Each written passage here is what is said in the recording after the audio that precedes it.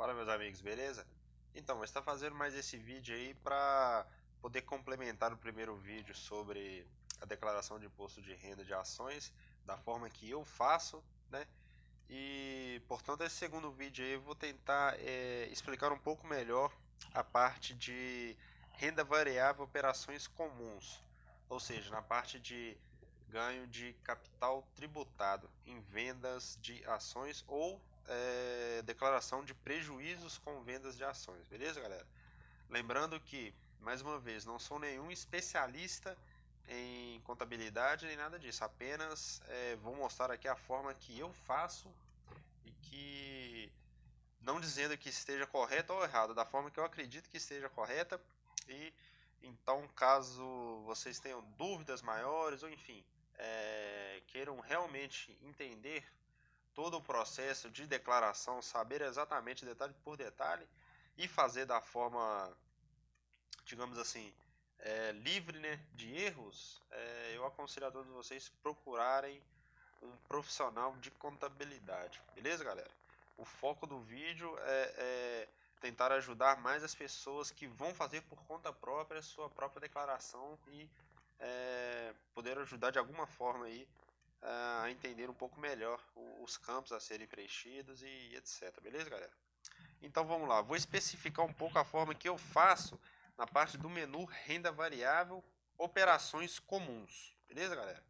Então eu fiz umas anotações aqui só para vocês entenderem um pouco melhor. Na hora que vocês abrirem a aba de renda variável no programa da Receita e apertar o botão operações comuns / day trade, o que acontece? O objetivo ali é informar principalmente os prejuízos na venda de ações, ou seja, eu informo ali os meus prejuízos nas vendas de ações em operações comuns, ou seja, em operações swing trade, e um eventual lucro tributado que eu venha a ter. Beleza, galera?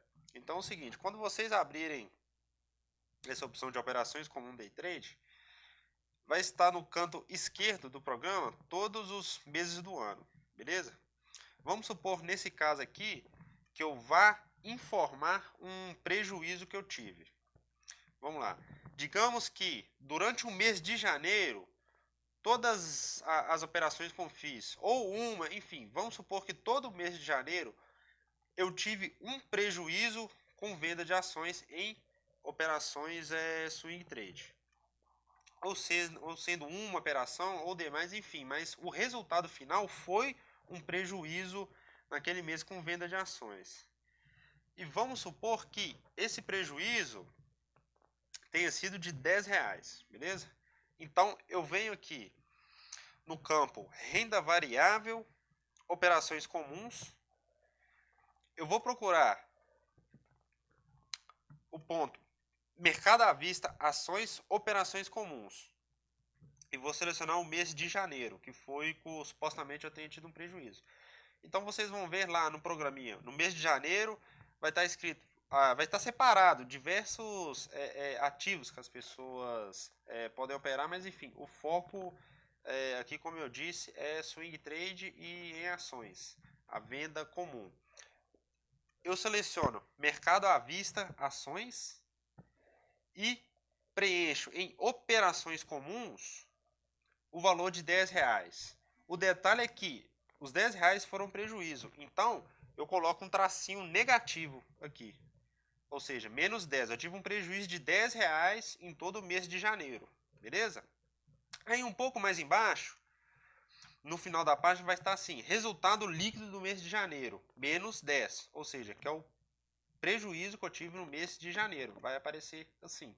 E um pouco mais abaixo vai ter um campozinho, vai estar escrito prejuízo a compensar, ou seja, naquele mês de janeiro do ano passado, no caso, no exemplo, eu tenho R$10 positivos, ou seja, eu tenho R$10 a acreditar no futuro imposto, ou seja, todo prejuízo que eu devo informar exatamente por conta disso, porque no futuro, se eu vier a ter um lucro tributado, eu abato esse prejuízo.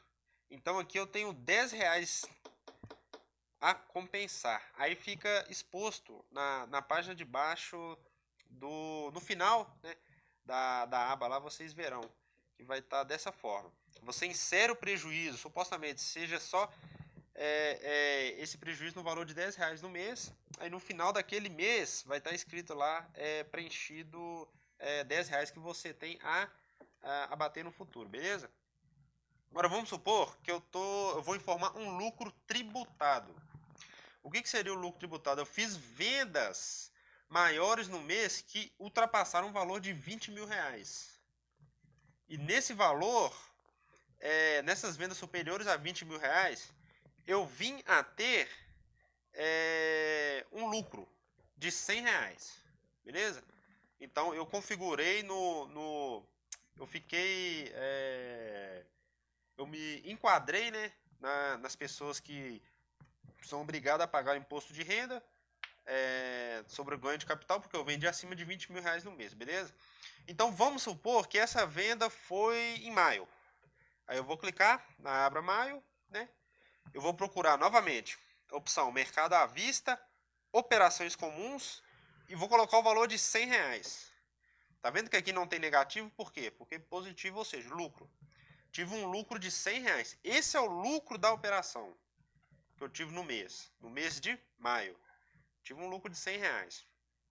Aí mais embaixo, igual na aba prejuízo, vai estar resultado líquido do mês, que foi R$100, que é o total do lucro que eu tive naquele mês, né, em venda de operações.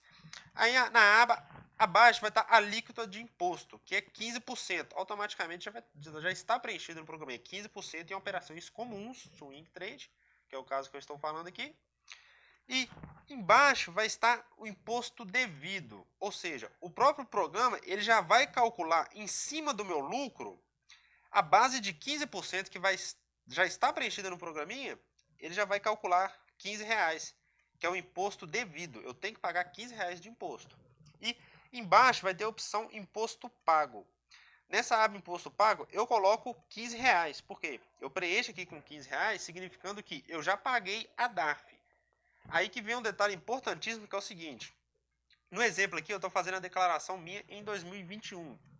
Teoricamente, eu fiz essa operação em 2020. Ou seja, se eu tive esse ganho de capital tributado em maio eu deveria ter gerado a DARF com o vencimento do último dia útil do mês seguinte, que é em junho, para mim poder pagar esse imposto devido de R$15, que é os 15% em cima do meu lucro de R$100. Então, eu fazendo esse preenchimento aqui, eu já tenho que estar com a DARF paga do ano passado. Eu não posso preencher aqui imposto pago, colocar o valor que vai significar que eu já paguei, sendo que eu não paguei a DARF. De maneira nenhuma eu posso enviar uma declaração dizendo que eu paguei uma DARF, sendo que eu não paguei a DARF, porque eu vou ter problema no caso, vou ter muito problema, né? E vocês também terão nesse caso, beleza, galera? Então o objetivo é tentar, né, exemplificar um pouco melhor como eu preencho essa aba renda variável, beleza? E um detalhe que eu já estava esquecendo é o seguinte, aqui eu tive o lucro tributado, beleza? Agora, o racional é o seguinte, aqui eu tive um prejuízo de R$10.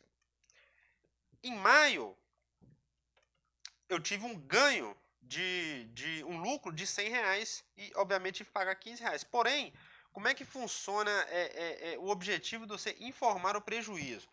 No ano passado mesmo eu tive os R$10 de prejuízo, automaticamente aqui no programinha, em maio, já vai estar esse valor do prejuízo a abater. Então, o que ele vai calcular? Eu tenho R$100 de lucro, eu não vou ter R$100 de lucro, eu vou ter R$90 de lucro, porque o programa automaticamente vai abater esses R$10 aqui.